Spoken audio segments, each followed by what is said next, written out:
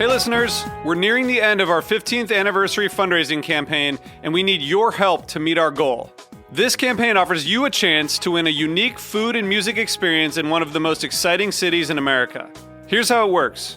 Donate to HRN and you'll be entered to win dinner for two and 2 tickets to a concert in one of 8 amazing cities: New York, Los Angeles, Philadelphia, Nashville, Las Vegas, Charleston, Ardmore, Pennsylvania, and Asheville.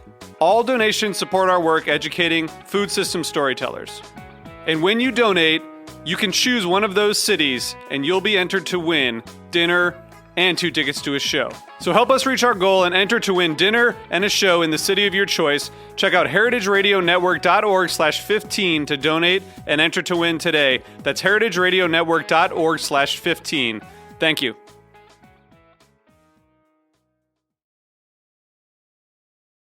Today's program is brought to you by Heritage Foods USA, the nation's largest distributor of heritage breed pigs and turkeys. For more information, visit heritagefoodsusa.com.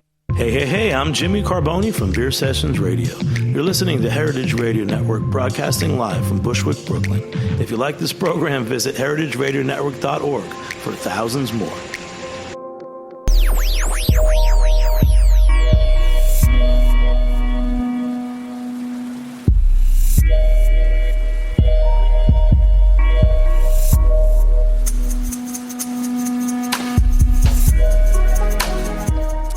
All right. Thank you so much for once again tuning in to the Heritage Radio Network. We are coming to you, as always, live from the back of Roberta's Pizza here in Bushwick, Brooklyn. You're listening to the Farm Report, and I'm your host, Erin Fairbanks. Lots of food news these days. The last 24 hours has been pretty active here in New York City. The city just posted a ban on styrofoam that'll go into effect on July 1st. So changing up to-go containers across the city. Also, the indictment of Mrs. Cho, the Korean air official, who's known for her nut rage, having undergone the affront of being served cashews in a package, not on a plate, holding up an entire airline of folks. Kind of a crazy story there. But today we're talking about something a little closer to our work here on the Farm Report, foie gras. Now, foie gras is the fattened liver of waterfowl, usually duck or goose. And for the past several years, sale or production of force-fed foie gras has been banned in California. But as of yesterday, U.S. District Judge Stephen A. Wilson lifted the ban on selling in restaurants or in retail shops foie gras, not producing but selling. Kind of been an interesting timeline. The ban was passed way back in 2004, but didn't go in effect until July of 2012. You might be wondering what the gap is there for. Well, if you were a producer of foie gras, they're presenting an opportunity to find another way to create it, another way aside from force feeding the geese. And then in July of 2012, it was completely banned. A lot of chefs across California would make a habit of gifting it on menus or kind of surreptitiously giving it to their diners, risking fines of up to $1,000. And just this past October, the Supreme Court refused to hear a challenge on the ban. So we're excited to find out a little bit more about what's happening in this story. We're on the line with Rick Bishop of Hudson Valley Foie Gras. Rick, welcome to the show. Good morning. Or good afternoon. Well, it's great. It's great to have you on. Now, Hudson Valley was one of the plaintiffs in this case. Is that right? Correct. So what's the mood up there? Exuberant. I mean, we've fought a long time, and everybody's really excited to see that this ban has been lifted. Why did you guys decide to get engaged in the suit? I mean, it has not been a small ordeal. It's been a long time, I'm sure, a lot of money. Why take such interest in what's happening in California? I mean, you guys produce here in New York. We, every time there's been a proposed ban within a state or a municipality, we have jumped in and fought the ban because we are actually very proud of what we do. Our doors are open to the public to prove what we do is good farming.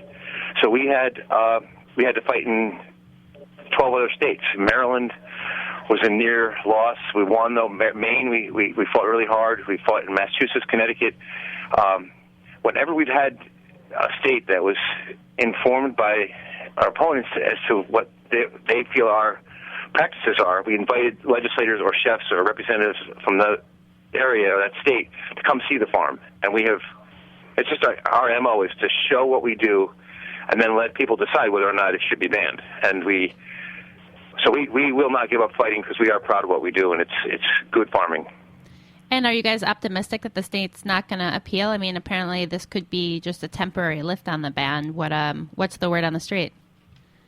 Well, an appeal is, just an automatic procedural thing, but the fact is we remain open for examination. We remain open and optimistic that good practices, good policies can bring, the truth should keep the doors open for foie gras in California. Yeah, no. So the technique of producing foie gras, has a long history. I mean, apparently the ancient Egyptians enjoyed foie gras. So can we talk a little bit about, I would love to go through some of the physiology and what talk about the work that you guys do at Hudson Valley and why you guys feel like you stand apart from maybe other foie gras producers, or what you represent for the foie gras industry. I mean, what are people getting wrong in their kind of, for lack of a better word, gut reaction to force-feeding waterfowl? Our methods are more like the ancient Egyptians than they are modern agriculture. But at the same time, we've employed the best animal welfare specialists and consulted with a collection of different people that specialize in animal behavior and duck feeding around the country. Anyone that could come in and contribute to improving our methods were brought in. We hired a humane auditor to come through and look at our farm and make some suggestions, and we modified wherever we needed to, make improvements. We did. We have had an ongoing process of taking inputs and putting them into our procedures here to make sure that we are doing it the best possible. We hired the poultry person from Temple Grandin's program, and we gained a lot there. And we actually have continued to listen to the workers, listen to any observers that can help us make this a place where the animals are, they're fat and they're happy. Yeah. Well, I think too often I feel like I wonder if people are responding more to bad farming management practices versus the actual foie gras process. And for your team, the decisions start right with the genetics of the ducks. Can you talk about the Moulard duck a little bit and why that is the right duck for your team? Well, the Moulard was basically the reason why the owner of the farm came to America, because when foie gras was produced in France over the centuries, it was done with geese. And the Moulard is a cross between the Pekin and the Muscovy, and that duck showed incredible vigor and disease resistance, and it had the ability to grow very quickly and have a beautiful liver inside. So when the Moulard was discovered, Izzy and I, the owner of the farm, came to the United States to make foie gras in America. And so that duck's vigor and size and disease resistance opened the door for commercial agriculture, if you will. So, and even amongst those Moulard ducks, there's what we call heritage strains that are slower growing but have good demeanor, and those are the ones that we still work with today. We're sort of old-fashioned in our method and our choice of genetics, not falling into the high-strung, fast-growing types, even in the Moulard category. We're still doing it the old way. And you guys are a little different in that, like, all your production happens in one space. I mean, it's kind of like a one-stop shop. What are the advantages from an animal welfare standpoint of that kind of line of production? Well, the only times we've ever had trouble with our animal inspections were when you move ducks. You have to be very careful moving ducks. So the more the more we can do all the raising of the ducks in one location, the better it is for the ducks. Moving them is always a little stressful on them, and we've had to find ways to make it less and less stressful, because that is the challenge. So having it contains farm here, where we do everything right here on the farm, has really been important to animal welfare and handling. You're like reducing those stress points. And I think it's also important to note that you are doing a cage-free production, and that is atypical of foie gras production, or no? No, we're painfully out of date. The modern foie gras duck can be raised in 70 to 80% of the time with half the labor that we expend, but it has to live its last 2.5 weeks in a little cage and be fed, with a pump. And our ducks are fed by hand by the same person at the same time every day, slowly, small meals, and they get a lot of small meals that make them nice and fat. So I think, too, it's, I feel like foie gras in a lot of ways is an easy target. It's a specialty product. It's, associated with high-end cuisine. And I think if you're generally opposed to the manipulation of animals for food, it seems weird that, like, it's picked out amongst so many kind of like horrible things that are happening in commodity agriculture today. When you think about the chicken industry, the poultry industry more generally, pork, beef, it's hard to kind of generalize a whole category. And yet for foie gras, it seems like kind of people are very comfortable, drawing a line. So what I want to talk about a little bit is some of the information that was listed on your site that was talking about the physiology of the duck. Because I think for us as humans, as people, when we think about being force fed, it brings up a lot of things when we imagine it kind of happening to ourselves. But our physiology and duck's physiology is pretty different. So maybe you can kind of take us through, the throat lining and the feed sac and the absence of a gag reflex, and help us understand a little bit why the kind of the feeding process is not the same for a duck as it would be for you or I, per se. Yeah, if we physiologically have fat deposited on our liver, it's hepatic lipidosis. We would be ill. A fatty liver, it's often associated with alcoholism. In humans, it's a bad thing, and it's a disease, a pathology. As you know, the USDA inspects every bird, and they wouldn't let a bird out of here if it had a pathology of any sort. So that you have to clear the air right off the bat, that a duck has a natural physiological ability to store fat on their liver, and that's what they do to get through the winter or migration or periods when there's no food available. So they store fat on their liver. That's normal. And there's a lot of cases of waterfowl that have actually had foie gras in them where they had an abundant food supply out in the wild. So it's a normal and reversible process for a duck to store fat on its liver. I would say that in a really good environment, you can get a gigantic liver, and we do get that here by giving the ducks an ideal environment to be able to make a nice big fat liver. To do that, you need to give each duck a dose of food that is comfortable for them as often as you can. As often as they finish digesting the last meal, you feed them again. And to do that, you need to insert a funnel down their throat. And like you mentioned, there's a calcified flesh in the throat of a duck or a goose because they've evolved in order to be able to swallow a fish or, with spines on it. So their throat is calcified. It can handle the insertion of a metal funnel into the duck's throat because of the structure of their throat. We would, and then we also have a gag reflex that they do not have. They breathe through their tongue. And as they do that, they can be swallowing a fish or something and still breathing without suffocating. So there's physiology between storing fat in their liver, having a calcified esophagus, and having the ability to eat and gorge. I mean, they go out into a field and they'll eat a bunch of corn, and they'll run back in and hide where they're safe. And they have a pouch, like a chipmunk or a pouch right in their bottom of their esophagus where they store their food and they slowly digest it. So in many ways, it's amazing how good the duck is at making foie gras. It's, of course, it has to be done in a way that doesn't harm the animal, because farmers obviously don't benefit when they harm an animal. they'd be out of business. It's pretty simple. Right. Well, that's, Logical. I mean, the other kind of critique you hear is that mortality rates in foie gras production are much higher.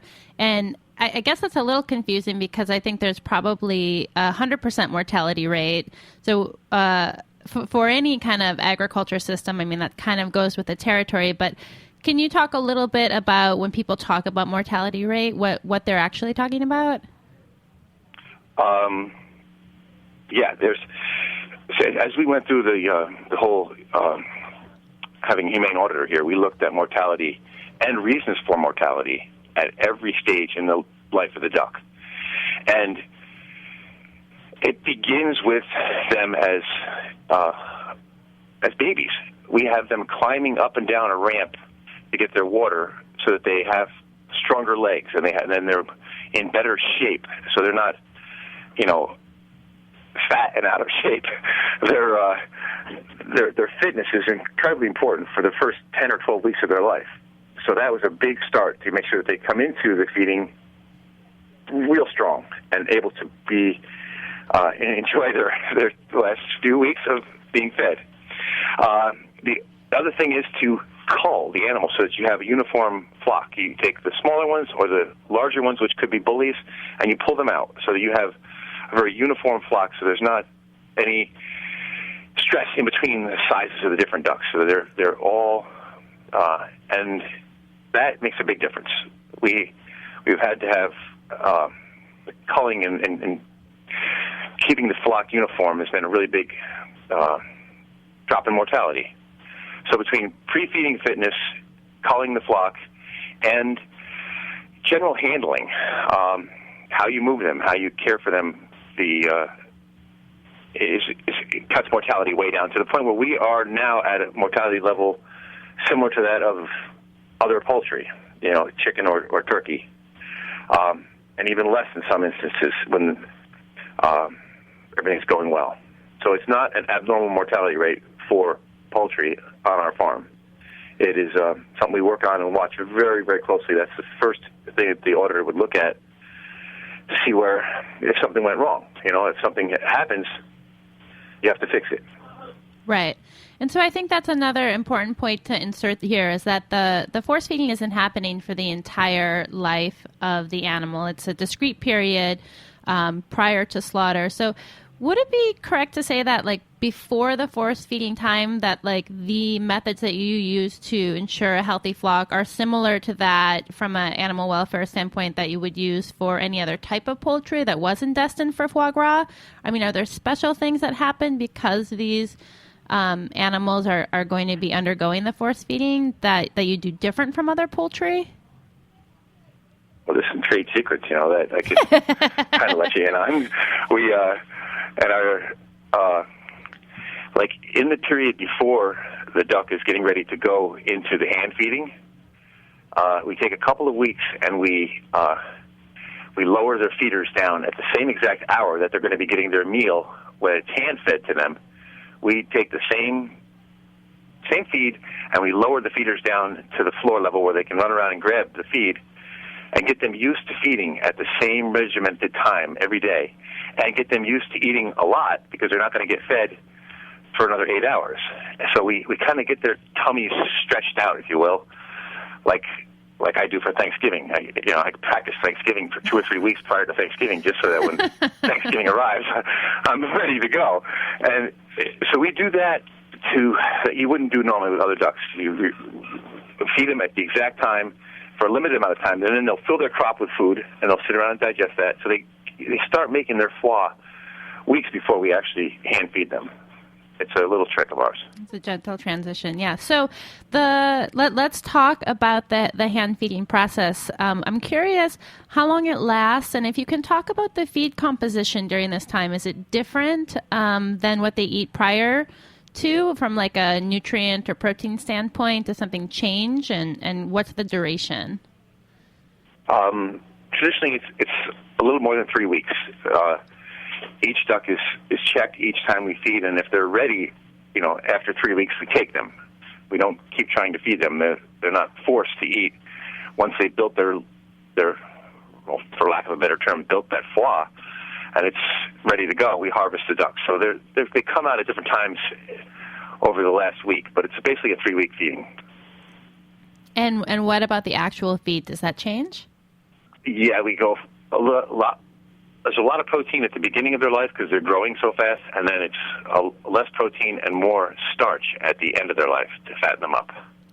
And now, I think the other thing that's a benefit of having the production, so many aspects of the production all in one space is, you're obviously not just like harvesting the liver and tossing the rest of the duck in the compost pile. Can you talk a little bit about how the rest of the animal is utilized?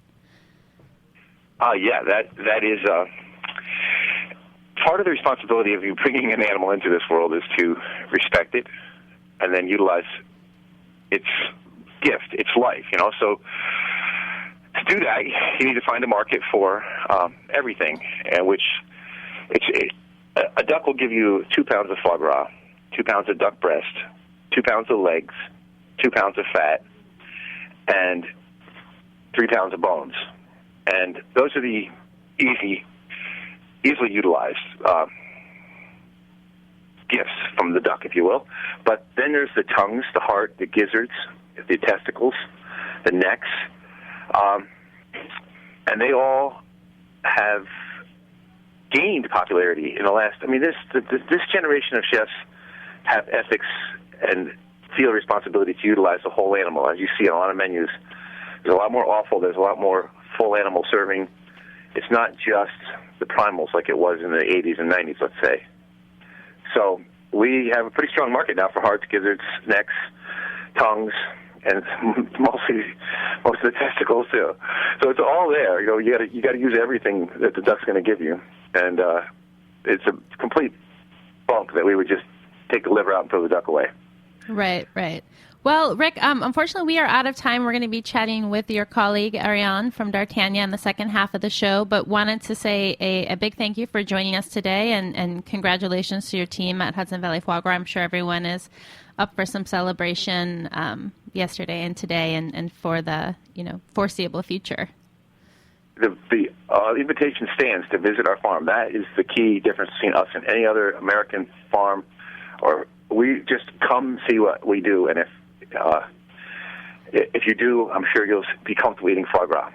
Well, we would send that recommendation to any type of protein that people are consuming and consuming. We should be so lucky to have that invitation from all farms that we buy food from. If you guys want to find out more about the work they do up at Hudson Valley Foie Gras, you can visit them at www.hudsonvalleyfoiegras.com. Hang tight. We're going to take a quick break, and when we're back, we'll be on the line with Ariane Daguin from D'Artagnan.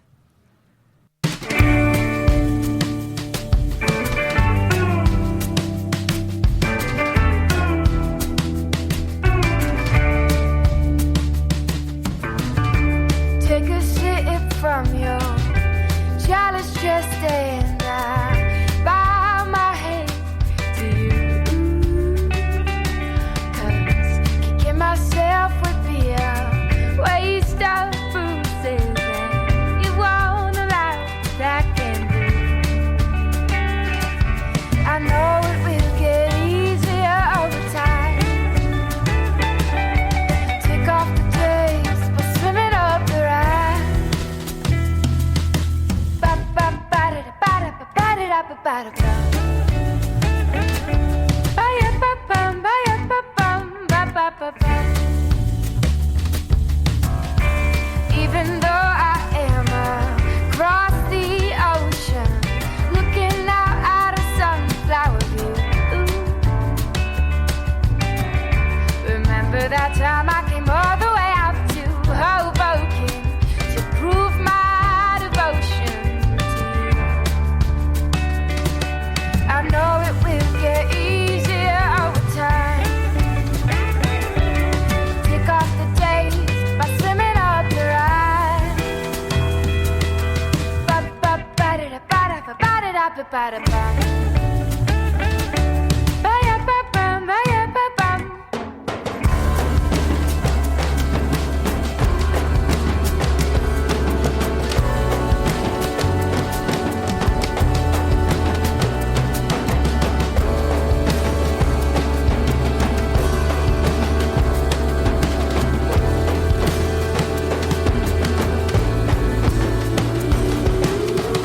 You are listening to Shadow Puppets by Odetta Hartman.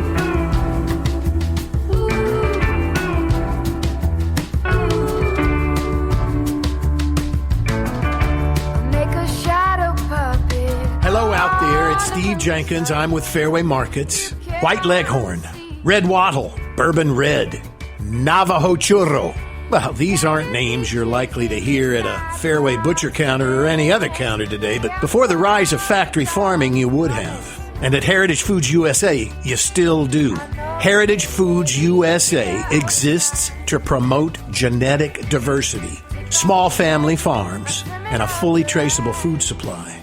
You see, we believe the best way to help a family farmer is to buy from them. And Heritage Foods is honored to represent a network of family farmers and artisanal producers whose work presents an immeasurable gift to our food system and to biodiversity. The meat we celebrate, whether it's heritage turkey, Japanese steaks, Berkshire pork, or Navajo churro lamb chops, is the righteous kind from healthy animals of sound genetics that have been treated humanely and allowed to pursue their natural instincts. It's a simple fact. Animals raised according to this philosophy taste better.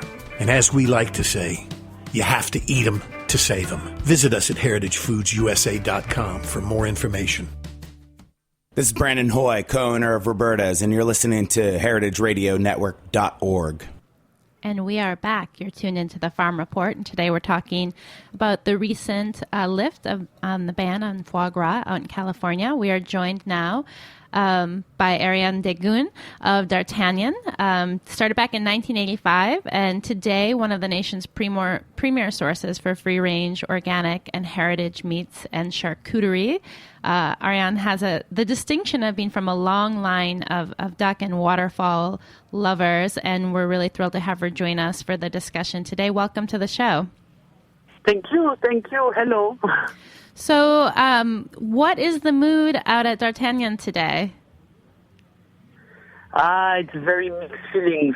You know, the news came yesterday, and it's difficult to be celebrating when your country and half of the world is in mourning, you know.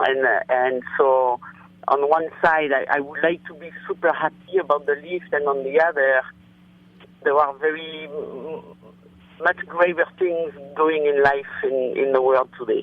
So, but hey, I'm happy, and I'm happy that this list finally happened. It was long overdue. We did it. We battled a lot. We tried to do it through a petition at the Supreme Court. We were in appeal all along. That law was wrong on so many levels. First, because I know, and the two American farmers and the other two Canadian farmers know that there is no more stress in ducks than there is in well-raised artisan farmers raising chickens. And much less than in all those feedlots filled with factory farmed beef, for example. So that's the one wrong. The second wrong is that this law was totally vague, forbidding to force-feed a duck. So what does that mean, force-feeding a duck, when in the wild during migration they force-feed themselves? So how vague can you be? You know, in the morning, so today, the Thursday morning, my duck is 12 days into the last stage. How much food should I give him? If he cannot eat more than he eats in nature. In nature, sometimes for a whole week they don't eat at all because they cannot find any food. It's supreme stress. Sometimes, because it's just before migration, they force-feed themselves. So what does that mean, not force-feeding? What does that mean? How much food can I or can't I give them as a farmer? So, and the last one, and that's the one that we felt would appeal most in a court and would be the easiest to win, and that's how we won the appeal, is that this law is anti-constitutional. You can't forbid in a state something that is perfectly legal in the other states, and forbid the commerce between one state to another. So yes, I am happy today, with a but. But yes, I'm happy today. Yes, of course. And my condolences. I know that Francis is serving a national day of mourning today, and definitely our hearts and thoughts go out to them and to you and to everyone who's been impacted by this. And it's really a horrible tragedy. We yes. all have been. Of course, I'm more sensitive to it because I was born in France and I'm French, but we're all. The whole world is mourning. This is terrible. What's up? This tragedy is it's very, very concerning. I was thinking of I reached out to a girlfriend of mine yesterday because I was feeling very down in the morning, and she said, there are moments when it's very appropriate to feel sad and to be upset, and it's okay to have that and to share that. And she's like, in a weird way, it saves me from it allows me to recognize what are the true challenges in life, and the moment where I'm feeling sad that my hair is flat or some other kind of non-important thing, it comes into great clarity, kind of what is important around community and spirit and culture. And I was hoping that maybe you could talk a little bit about why foie gras is something that you feel so strongly, and so many feel strongly about preserving and supporting. What is the tradition there? What is its role in French cuisine and now in American cuisine as well? Yeah. Why is this an important area to focus on? Yeah, and first, I totally agree with your friend. I mean, it's big tragedies put everything in relation to it, and so while this for us is a huge victory, the overturning the ban, on the other side, it is a small step towards democracy in a day when democracy is so threatened in the world in general, in a much bigger way. But for us and for me, it's so important. It's so important that this ban was lifted, because foie gras is I'm not going to say the cliché thing, the epitome or whatever, but it is one of the important things in gastronomy. And gastronomy is one of the pleasures in life. We call it being a foodie, but we need this to create a civilization, to have a culture. It's part of culture. And so every time you take out a little part of that culture, you are going towards a future where people are going to eat little pills to survive and not have the intellectual happiness and thinking around the culture, and so every time you forbid something, whether it's a food or it could be a music or it could be a drawing of a certain god, every time you forbid that, you impede the culture to develop and to thrive. So in my part, in gastronomy, foie gras is a big part of that. It's an ingredient that my father in southwest France, he's still around, but he's not cooking in the restaurant anymore. He was famous. He had 2 Michelin stars restaurants. He was famous for those dishes, and so it comes to me as a sensitive matter. But it is when you look at the French techniques and the French cooking, but also other civilizations, it's such an excellent product that is.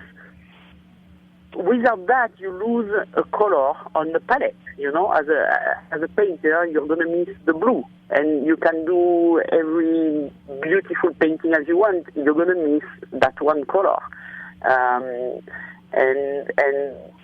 so I'm very, very glad that all the Californians are back with all the chefs in California are back with all the colors of the palette in their hands to be able to show all their talent there. At the end of the day, we should stick to regulating. I think raising the animals the right way, and raising the animal the right way, that means without stress. That means without medication. That means taking the time to do it, trying to keep all the heritage, slow-growing breeds for a huge reason, and the main reason, which is it's better on the plate. At the end, it's better on the plate. And that's where we differ with the vegetarian extremists, is that we are on the same page. We should not stress the animals. We should raise them well.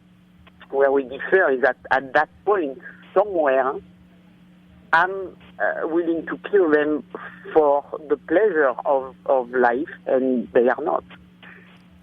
Yeah, I think, I was reading an article on Gawker this morning by Hamilton Nolan, and it was titled, Foie Gras is for Assholes. And, it just, I've been thinking about this a lot, just kind of missing the mark all the way down the line.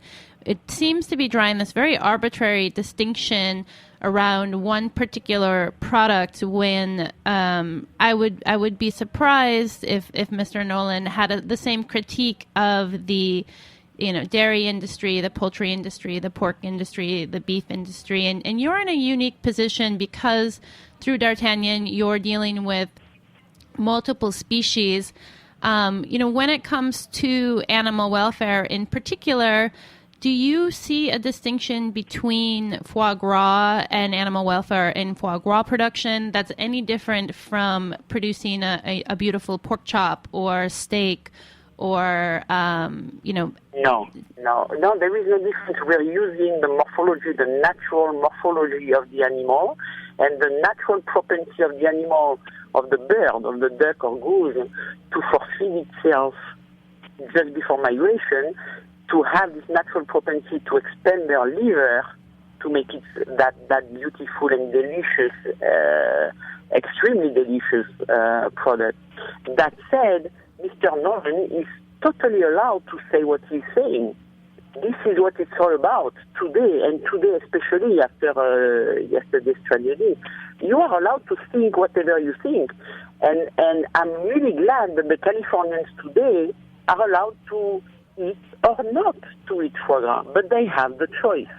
I'm not telling you have to eat foie gras, but please don't tell me that I cannot eat it. Ariane, I think that's a great place to wrap up. Thank you so much for taking some time to join us. Definitely my continued thoughts with you and with everyone out there listening. Thank you so much for joining us today. Thank you. Thank you very much. For folks who want to learn a little bit more about Ariane, I definitely recommend checking out the Evolutionary series on Heritage Radio Network. We have a great extended piece with her. You can find that on our website. You can also learn more about D'Artagnan by visiting them at www.d'artagnan.com. This program, like all 39 of our weekly shows, is available for free. You can download us on iTunes or Stitchers. If you like us, please subscribe. Please leave a comment. That helps a bunch. Also visit our website, heritageradionetwork.org, where you can check out all kinds of different great shows, any aspect of food, agriculture, drink that gets you going, and continue to follow more follow-up on the foie gras conversation. We will be speaking with some folks from the Humane Society later today, so stay tuned for that. Lots of interesting discussion on this issue, and a great show today. So thank you to my guests. Thank you to Liz for engineering, and a shout out to Odetta for the song that we heard there at the break. Odetta Hartman was our artist. Thank you so much for listening. Stay tuned in.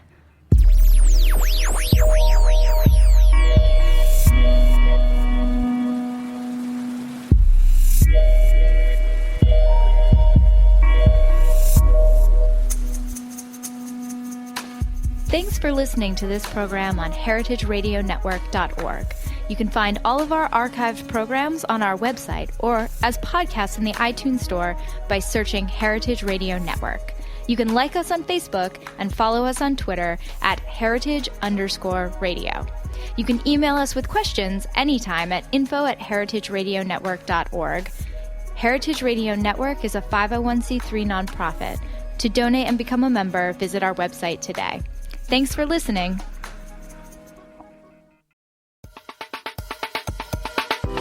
I want to tell you about a new podcast called Amuse News. Publishing multiple days a week, Amuse News is your source for food news, interviews from around the food world, and more. On the show, we'll be engaging with food storytellers, from chefs to advocates to people working in the field, and many more. Find Amuse News wherever you get your podcasts. Amuse News is a destination for everyone who's looking for a new, insightful look into the world of food.